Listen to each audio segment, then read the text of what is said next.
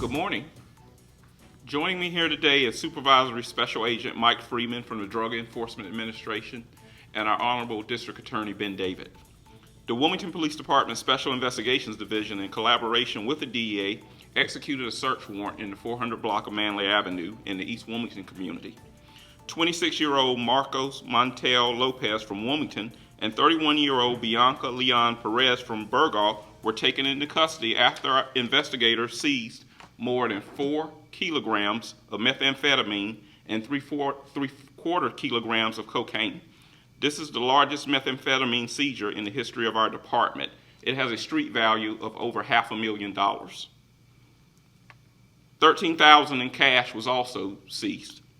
The two were charged with various drug trafficking and possession charges, including being within 1,000 feet of a school and 1,000 feet of a park. The male subject was charged with 2 counts of resisting our officers. The pair are at the New Hanover County Detention Center under a $10 million bond. I want to thank the Drug Enforcement Administration and the District Attorney's Office for helping us with this case. The Wilmington Police Department could not have done this alone. In addition, the Sable Aviation Unit, which is a collaboration between Wilmington Police, New Hanover County, Pender County Sheriffs, and the Leland Police Department, they assisted with this operation. The Cape Fear Regional Special Teams SWAT Unit played a major role in executing this search warrant. The following partner agencies make up that Cape Fear Regional Special Team. That's going to be the Burgaw Police Department, the Carolina Beach Police Department, the Leland Police Department, the Pender County Sheriff's Office, UNCWPD, Wrightsville Beach Police, the Wilmington Police Department, the Wilmington Fire Department, and Leland Fire Rescue. As I've said before, community engagement is very important to the WPD, but law enforcement is our primary function. These arrests show just that, and the hard work and commitment from our personnel. This case also demonstrates our regional teamwork, partnerships, and commitment to making all of our communities safer. We will continue to do all we can, and importantly, work with our community members to prosecute those that are out there selling illegal drugs. This is one example of that, and we mean business. If you're going to go out there and sell drugs and we find out about you, we're going to deal with you and we're going to arrest you. At this time, I'll ask the district attorney to step up for a few comments. Thank you, Chief, and I want to congratulate you and thank the professionals at the Wilmington Police Department for an outstanding investigation and a very important arrest. I also want to thank our DEA partners and the men and women at the United States Attorney's Office, headed by Mike Easley Jr., for their continued collaboration and cooperation. Because today what you're looking at is a return on an investment. To be clear, we have done everything we can to send the message that we are not just going after street-level crime, but we are going to point a source. Product like this is not made in Wilmington, it's not made in Burgaw, it's pouring over our porous borders and the hundreds of miles from here, and we need to do everything we can to meet the threat where it is. That's why we've involved our federal partners. Our chief understands that the things that impact Wilmington start somewhere else, and we need to go meet that threat wherever it is and send a clear message to cartels, wherever they may be, that coming to Wilmington is bad for business.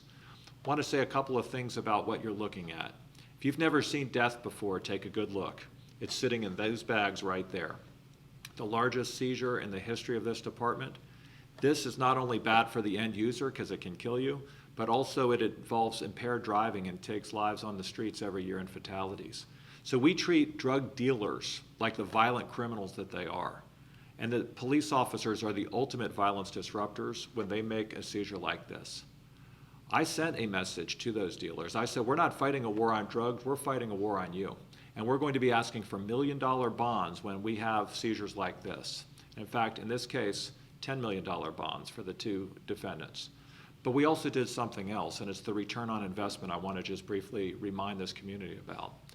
The New Hanover County Commission invested in my office to send one of my top prosecutors into the U.S. Attorney's Office. We also created a satellite office involving 3 career prosecutors from my office to now work full-time on federal cases here in this region. Never had that before. And now you're starting to see this return on investment. These incredible law enforcement agencies coming together and joining forces is why we're now seeing these results. And what we said is we would pick the venue where we were going to get maximum justice. So if you think it's bad now to be a defendant, wait till you don't get any bonds, because you go into a federal system where they don't have them. And so wherever we can get the most time for drug traffickers who are peddling poison for profit, we are going to be doing that. We leave egos aside and we simply say, let's all work together to figure out where we can go and get maximum justice and protect this community the most. I want to thank again the DEA and particularly the WPD for their leadership in making this very important arrest. And this is the start of a process in the criminal justice system. Wait till you see the results. Thank you all very much. Chief. Thank you. At this time, this concludes our press opportunity here, and you're more than welcome to photograph photos of the evidence that's on the table. Thank you for coming.